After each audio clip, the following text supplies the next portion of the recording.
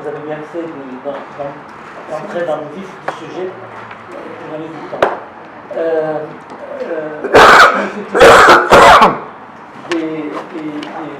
Les points de vue se diffèrent énormément d'une région à une autre. Les passions ne sont pas apaisées chez nous, dans notre région. Certaines passions sont encore déchaînées ici à l'Occident et en France. Et j'ai regardé le premier article dans la charte des droits de l'homme et qui stipule par ces termes: nous laissons libres et égaux. Or, quand je regarde sur la réalité du terrain, nous ne sommes pas nés ni libres ni égaux. Donc, le point de départ est déjà erroné, faussé. Et il va falloir prendre en compte la réalité sur le terrain dans les autres régions, les autres cultures, les autres relations.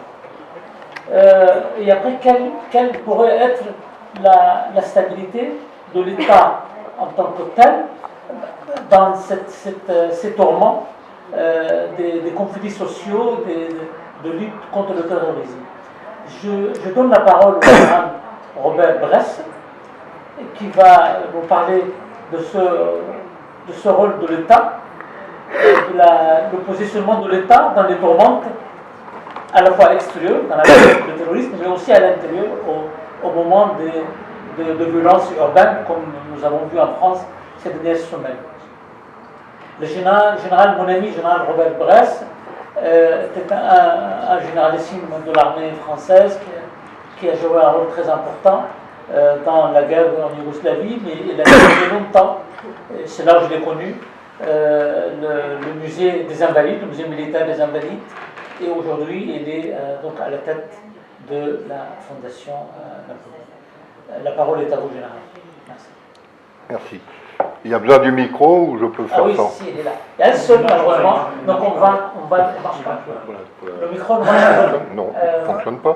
Si. Vous avez une belle voix, ça va. Oui. Non, mais c'est pour qu'elle puisse traduire. Ah, mais oui, sinon elle ne va pas pouvoir. Il y a besoin de la traduction, sans doute. Écrit. Oui. Ah.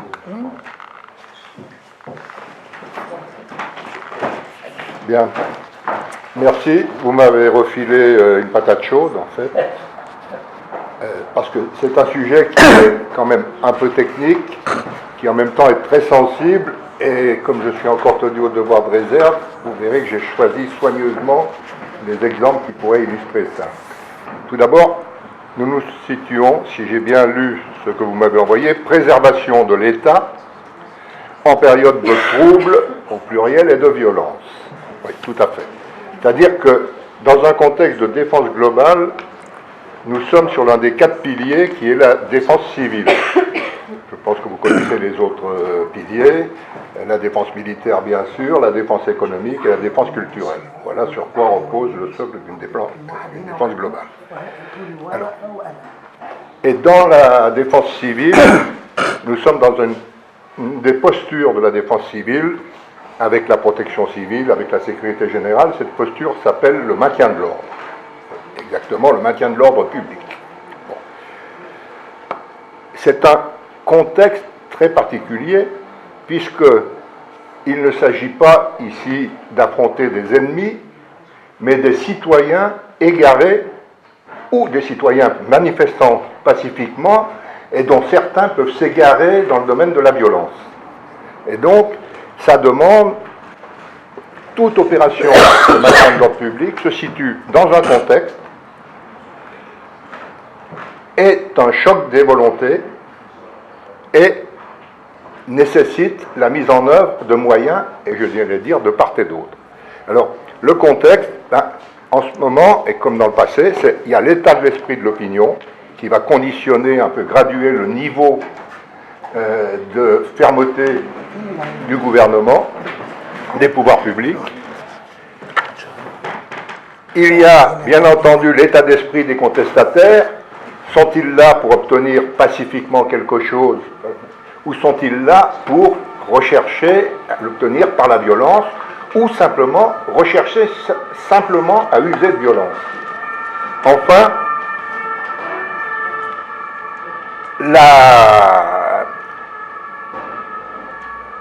il faut aussi penser à l'état d'esprit des forces de maintien de l'ordre.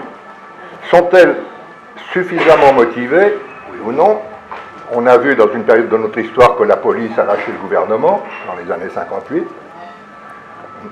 Sont-ils suffisamment motivés ou, au contraire, sont-ils suffisamment entraînés? Et s'ils sont suffisamment entraînés, sont-ils dans un état d'esprit qui va les amener à exécuter strictement les ordres ou bien à les dépasser dans un esprit de confrontation ou de revanche? Ça, c'est le contexte. C'est une question de mentalité. Après, il y a la volonté. La volonté du pouvoir, d'un côté, de maintenir l'ordre à tout prix ou d'accepter des dérapages dans ce maintien de l'ordre, et puis la volonté des contestataires d'obtenir quelque chose par des voies que nous qualifierons de pacifiques et démocratiques ou de l'obtenir par la violence. Enfin, il y a derrière, toujours, comme toujours, il faut des moyens. Alors dans notre pays, c'est assez facile, les moyens sont gradués, c'est ce qu'on appelle les forces de première, deuxième et troisième catégorie. Alors c'est un peu du jargon, mais qu'est-ce que les forces de première catégorie? C'est la police nationale. La police nationale est en permanence à la disposition des autorités civiles, quel que soit le niveau de l'autorité civile, et donc l'autorité civile les emploie comme bon lui semble, dans le respect de la loi. Ensuite, il y a les forces de deuxième catégorie. Ces forces de deuxième catégorie sont des unités paramilitaires spécialisées dans le maintien de l'ordre. Il s'agit dans le pays essentiellement des compagnies républicaines de sécurité, CRS, et des escadrons de gendarmerie mobile, EGM.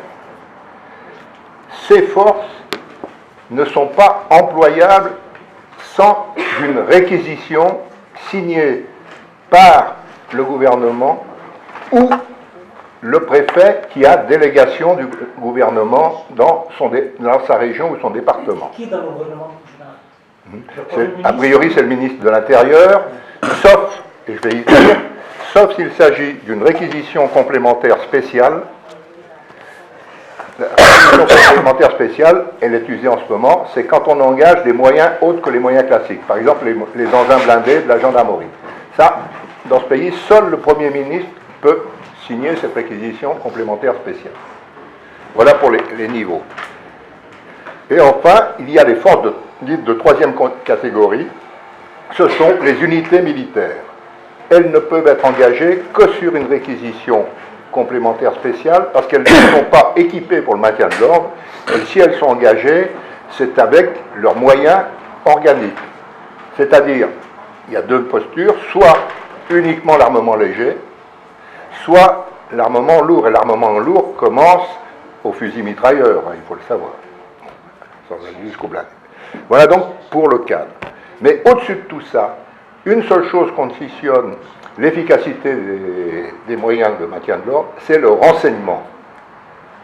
Si l'on n'est pas complètement renseigné sur l'effectif probable, les intentions des gens qui manifestent, et sur les intentions de ceux, parce que ça devient systématique, qui chercheront à utiliser une manifestation pacifique pour la faire déraper et engager, eh bien, ça ne se passera pas bien. Alors, pour clarifier les choses, j'ai pris 3 exemples très ciblés. Alors, ils vont de périodes où le contexte était grave et les manifestations se sont traduites par des heurts tellement violents qu'il y a eu des morts. Alors, curieusement, vous verrez que dans l'histoire de notre pays, je ne peux pas, bien entendu, parler de la posture actuelle, pour des raisons que vous comprendrez.